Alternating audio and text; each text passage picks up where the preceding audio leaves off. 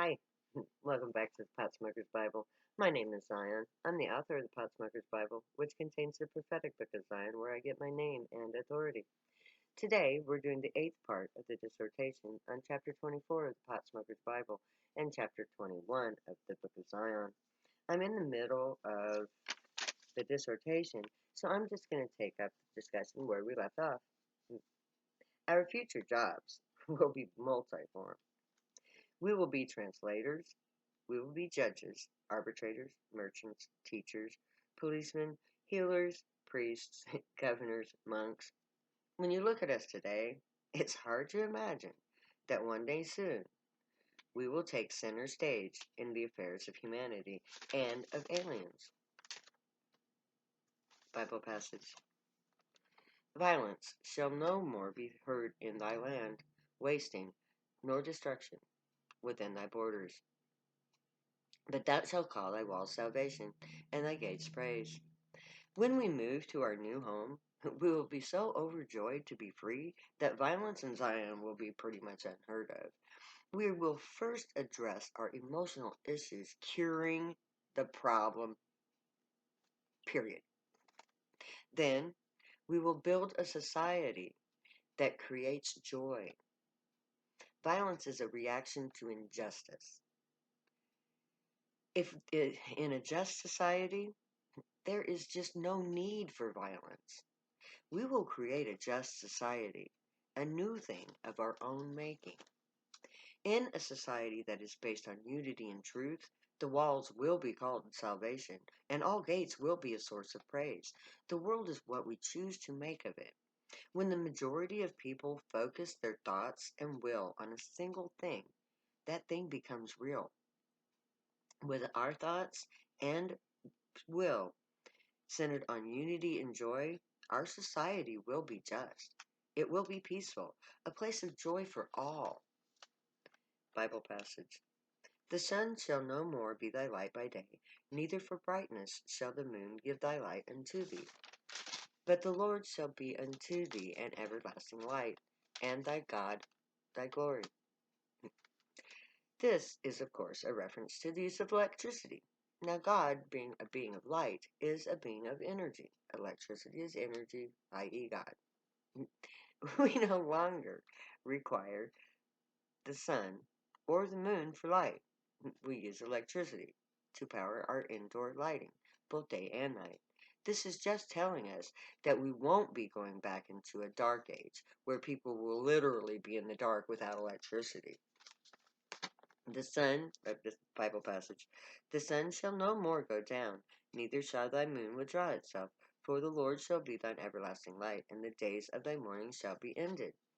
So again, humanity will not be required to go into a new dark age. Instead, we will be creating an enduring legacy for our generations, an inner mountain ark.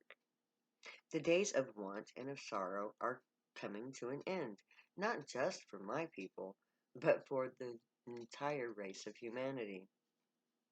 Isaiah 6, 8 to 13, Zion 21, 33 to 38. Who are these that fly as a cloud and as doves to thy windows? Who are these? Well, it's all of us, of course, or at least anyone who has ever flown in an airplane before. To us, it's a silly notion. We have never lived in a time without flight. But to Isaiah, our airplanes were just as amazing as the gray spaceships. To the primitive people, like the Hebrew, our modern life was a very big deal. And this passage is common to us now. But then it was not. However, this could also be referring to our high, our drug-induced flights of hallucinations. Not all drugs make you hallucinate. Where some of us have been known to think that we could fly, like, say, on acid. When we get really, really messed up on drugs, we are said to be flying high. We are on cloud nine. We go out there. So, who are we? We are the drug users, the ones that get high. To society, we are bad people. But we don't care what society thinks of us. We know what's important. And that is how we feel. we have a sense of joy of life because we know that life is about joy. It's about feeling alive, doing what makes you happy. So why should our good time bother other people? It doesn't make sense. Society can think whatever it wants about us, but that does not make it true. Bible passage. Surely the isles shall wait for me, and the ships of Tarshish first, to bring thy sons from afar, their silver and their gold with them, unto the name of the Lord thy God, and to the Holy One of Israel, because he hath glorified thee. Again, this verse talks about the gathering together of the sons and daughters to Zion. The ships of Tarshish is from Spain. This could then be a reference to the Spanish being the first to explore the New World, bringing the future children of Zion to their new homeland of America. If this reference is to the Spanish coming to America, then the scribes misinterpreted the movement of the silver and gold, because the Spanish brought my sons and daughters, but they took the silver and gold back to Tarshish. However, it seems more likely that soon the people will be bringing that gold and silver back to its homeland. How ironic. The irony goes further, because when the Spanish came, they did come in the name of the God of Israel. Now, of course, it was only the Christianized God, Jesus, not Ishi, the true God of Abraham's children.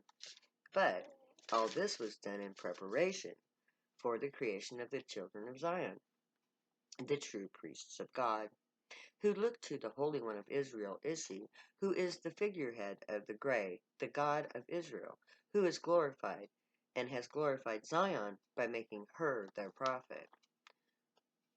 The sons of Bible passage. The sons of strangers shall build up thy walls, and their kings shall minister unto thee. For in my wrath I smote thee, but in my favor have I had mercy upon thee. Because of our association with the Gray, the people of the earth will come together to build the city of Zion and its spaceport. People will come from all nations to build Zion because the spaceport will benefit all of humanity, so all of humanity will build it together. The leaders of those nations will be in negotiations with Zion and the Gray, so that Zion becomes a true global power on earth. The new nation will have a strong foundation, built on the goodwill of all nations. The injustice of the war on drugs, along with the arrival of the Gray to defend us, will compel the entire world's population to look on us with mercy. The attitudes of society will change completely. Our mistreatment will be a stark reminder of the wrongs done to us and to society. So the balance of justice will right itself in our regard. Bible passage. Therefore thy gates shall be open continually, they shall not be shut day or night, that men may bring unto thee the forces of the Gentiles, and that their kings may be brought. Because of the spaceport, the entire world will be going to Zion with their goods and for shipment to the intergalactic markets. Zion, of course, will be paid handsomely, but the goods will be destined for off-worlds. But not Zion's personal property. Zion will be a wealthy nation, responsible for all off-world commerce and travel. All world leaders will have to come to Zion in order to meet with the Gray. Zion will be their home on earth. All nations will come to Zion and use Zionite priests as interpreters. So Zion, the city, will be an off-world capital, the home of the alien races, and the seat of the Great Council Chamber, the seat of the world's government. Bible passage. For the nation and the kingdom that will not serve thee shall perish. Yea, those nations shall be utterly wasted. The intervention of the alien races, being a necessity, allows the council to control which nations will be dealt with. Those nations that refuse to work with the Gray will be left to fight for themselves as global warming destroys their means to survive. Every nation will choose to comply with the necessary changes will be given aid, but those who refuse to comply will continue without alien aid. Those nations who refuse this new reality will destroy themselves. We have set the stage for economic and cultural collapse. The arrival of the Grey to save the hippies will push their enemies into isolation. That isolation will destroy them from within as climate change destroys them from without. They are doomed. Bible passage. The glory of Lebanon shall come into thee, the fir tree, the pine tree, and the box together, to beautify the place of my sanctuary, and I will make the place of my feet glorious. The city of Zion is going to be a very beautiful place. We will use the best materials of earth and other to create a glorious city that will reflect the inner beauty of our new humanity as a whole, and the people of Zion in particular. We will create a city that will be a thing of beauty, a piece of art. Apparently, we will use different types of wood from Lebanon and other places to build the council chambers for the Grey, the sanctuary for the Grey and other races. This will be a climate-controlled building which will maintain the atmospheres of the alien races so that the aliens will have a place on Earth where they won't have to wear encounter suits. This building complex will be built specifically to the alien specifications, allowing them a safe place to live on Earth. And since this place is going to be their home away from home, they are entitled to a home that is pleasing to them. It will also be humanity's chance to show off our artistic talents to the universe. The beauty of their home on Earth reflects our um, artistic desire to please them. So when we build the city of Zion with all other nations, we will create a new type of city, a beautiful place to live with aliens from other worlds. This beautiful city will be the first true expression of the Zionite people as a nation.